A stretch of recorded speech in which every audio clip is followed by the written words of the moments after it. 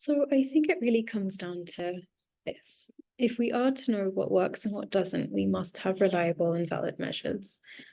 How we measure social norms matters because it helps us grasp the subtleties of norms. So just to illustrate, one social norm could be the behavior of women working outside their home. What an individual believes is, the average tendency of women to be in their workforce and the degree to which they think their society deems it acceptable. But at the same time, if we just zoom out, we recognize that there is a broader spectrum of norms that also indirectly shape a woman's decision to work. And so by considering that spectrum of both direct and indirect norms, ranging from women retaining their own earnings and making decisions about that to the act of, women working after marriage, we can gain a clearer picture of just what that system of norms is. And, at the same time, we must also be able to measure the varying degrees of importance and the strength of those different norms.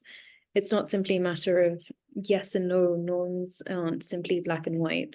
It is about understanding the varying degrees of acceptance and importance placed on different aspects of women working. So, without proper measurement tools, we're essentially operating in the dark. We're not able to track progress or understand the impact of efforts very well. So, it just therefore becomes important to measure if social norms are shifting and the impact that shifting social norms has. We need to do that by comparing these shifts to a scenario where no changes were made, right? And do so in a reliable way.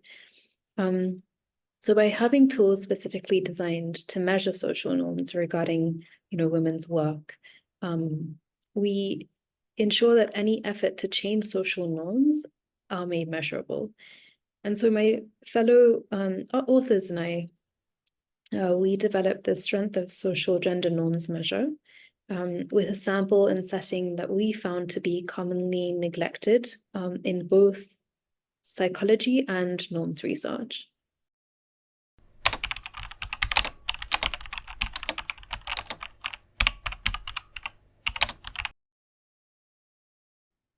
So some of the main themes, indirect norms that we included to validate our measure beyond women, the act of women working outside their home, included their freedom of movement, items that assessed interactions in mixed environments, gendered household practices, being the main breadwinner in the household, whether women worked before or after marriage, exerting agency on the income women earned, relating to the conditions, around the transition to the workforce.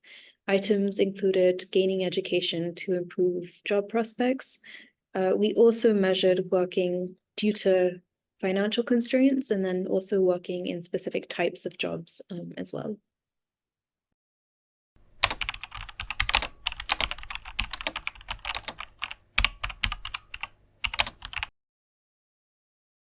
Yeah, a couple of things comes to mind. So the SSGN measure focuses or defines social norms as how people perceive social norms, which in turn can affect their behavior. The measure distinguishes between what individuals see as descriptive facts about, a group's behavior and what they believe is considered important or appropriate within that group, right? So for example, our scale revealed that girls perceived work-related behaviors of women as being more common in their community, indicating stronger descriptive norm perceptions, while boys perceived a lower acceptance of women working, which indicated stronger injunctive norm perceptions existing for male adolescents. And so by recognizing how the type of norm differs for different groups, interventions can be tailored accordingly, whether that's placing greater emphasis on exposure to, say, like success stories or examples of women working for boys. And for girls, it could be addressing beliefs about what key people or influencers in their communities think. Second, Insights from our study also highlighted that specific normative beliefs, such as a woman's control over her earnings or freedom of movement, were viewed more negatively and less tolerated. And so insights like those could be used to further guide and target the content of interventions. And finally, a reliable and valid measure of social norms that distinguishes it from personal attitudes also allows us to identify times when norms are misperceived, revealing that gap between the attitudes that one privately holds and their perception of community norms. And so by accurately identifying moments of that disconnect, we're better able to effectively correct misperceptions and challenge fears regarding social consequences.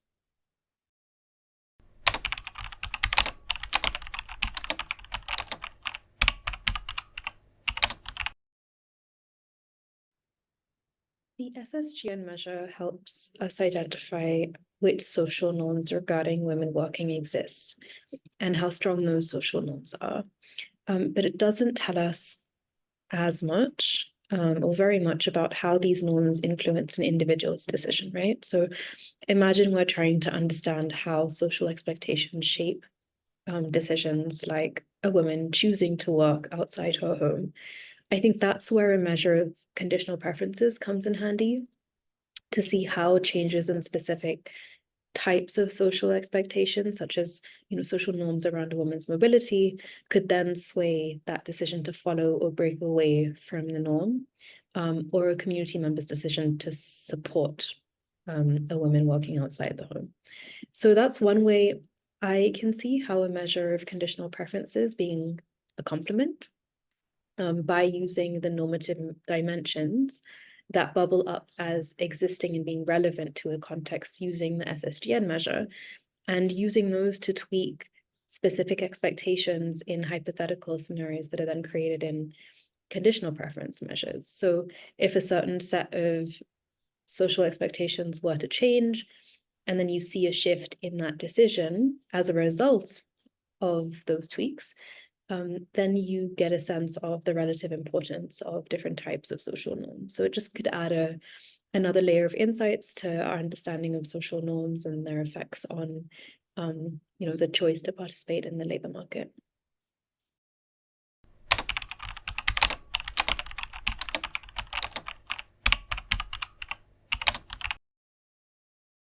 Yeah, so our experience in developing and validating ways to measure social norms has taught us some lessons and pointed to some ideas for future research. First, we advocated for adopting a theory-driven approach to developing measures. By leveraging social norms theory, we found that we could design our tool as well as construct questions and response scales with just greater precision and intention. We developed a measure that was tailored to the specific domain of women working outside the home, right? Where there are the scales that measure gender norms at a more global level and cut across domains. But by choosing to develop a domain-specific measure, we were able to ensure that it reflected the cultural context, more appropriately. And so by doing so, the measure differentiated between positive and negative community responses that actually mirrored common expressions used within that cultural setting as the response options. So for instance, we came up with responses that range from, well, their family will be celebrated, to their family will be shunned as, the other side of the most negative social sanction. And I guess moving forward, there's an opportunity that I see to validate this measure in different settings and cultural contexts, particularly across developing countries where cultural barriers to women's working and success in the labor market persist. And I think secondly, integrating social norm measures with behavioral outcomes or indicators such as a girl's or women's preference to work, as well as her future career choices, can deepen, just our understanding of that linkage between social norms and actual behavioral outcomes.